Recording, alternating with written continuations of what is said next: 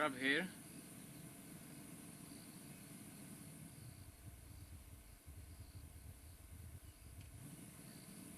So it gets tricky with the camera on one side and monitors this side.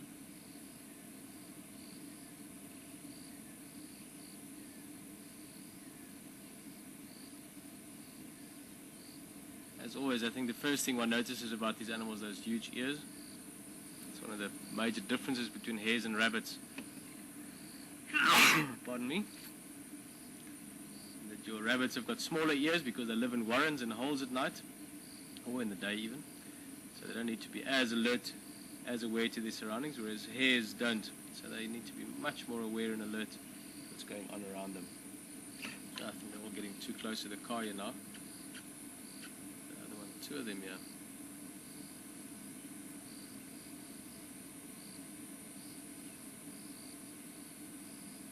So in general, all your hare species, this is the scrub hare. You also get other species of hare obviously around the world. They tend to be much quicker, faster, more nimble, more alert. Also the leverets or the baby hares are born precocial, so they're born able to run and see and do everything they need to do, which means that they typically have only one or two leverets, compared to your rabbits again, where their little ones, the baby rabbits or the kittens, are born very weak and almost blind and not that capable. It's because they can be in a burrow, in a warren, nice and safe. And that's also why rabbits can have so many young ones at one stage.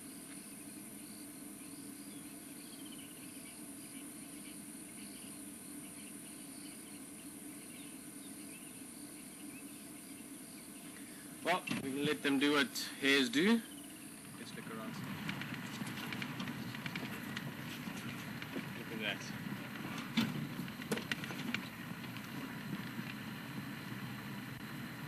Oh, fantastic. Some white rhinos.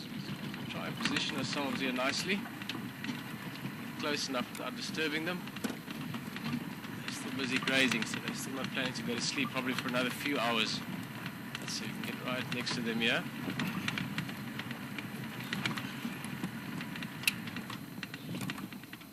Oh, amazing.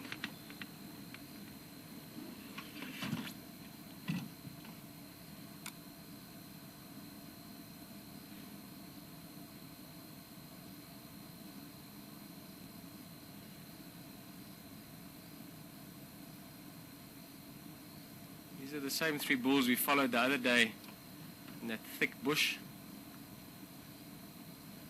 Looking at this guy, here's another one coming in.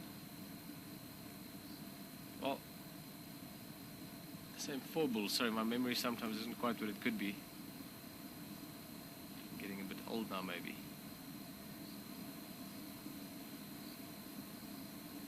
It was actually four bulls the other day, not three. So same guys. It's grazing along.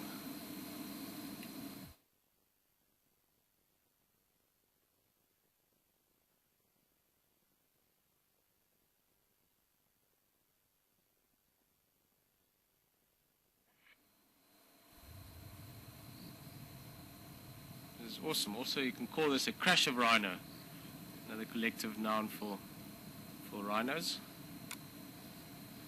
Very apt name. They literally are like the tanks of the bush.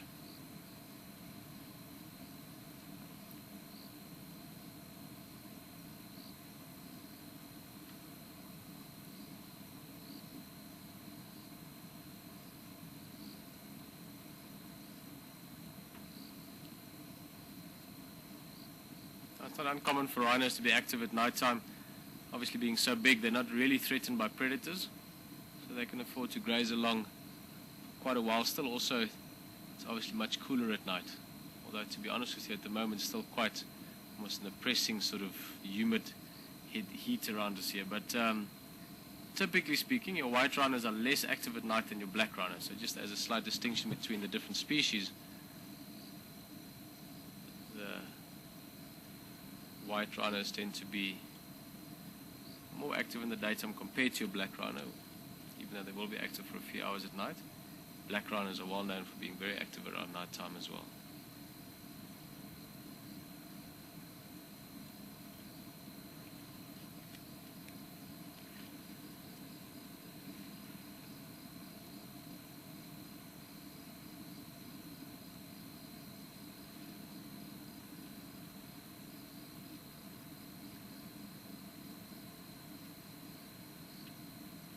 I have to correct myself, you know. I'm not sure because unfortunately the other day when we saw these rhino, I'm fairly sure it's the same ones.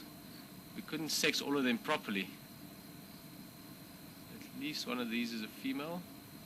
2 of them are males, and then the 4th one, I'm still unsure about. I haven't been able to get a good look. It looked like it might have been a female as well, so excuse me if I might have mixed up the sexes of 1 or 2 of them, but it's more just because of circumstances and when and how much you can see of them. Physically, in appearance, not that much of a difference. Obviously, you have to look from that angle. This is a bull. The female, you can normally see 2 mammary glands. They've only got 2 teats. Of course, you can also see the vulva with the females if they lift their tails up. But typically, in terms of shape and form, not a major difference. I mean, even in places where you see a lot of rhino, you can never quite tell the difference just by looking at them. As a general sort of rule of thumb, your females tend to have longer, thinner horns the older they get.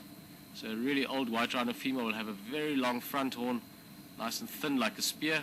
And your bulls tend to have slightly more chunky horns because they use those horns for horn wrestling as well. And there goes the bull. Others also disappearing into the thicker bush there. Fantastic view of them. I'm not going to try and follow them now because it's getting thicker. And they often respond more to noise and disturbance like that. So I think we're going to enjoy the view we had of them. We're going to head back to camp. We're still quite a few kilometers out, so there's still a chance of bumping into something else. There's always things walking around at night. Well, gotten to that time of the evening where we're around the corner from the camp. The night drive is towards its end. Really glad we got those rhinos at the end. It's a nice bonus. Not a member of the Big Five we see all that often, so fantastic to see them. And thank you very much for joining us. Always a pleasure to have you. Thank you for being understanding with a few little sound hiccups we had earlier. Hopefully that ghost will go away tonight and never come back.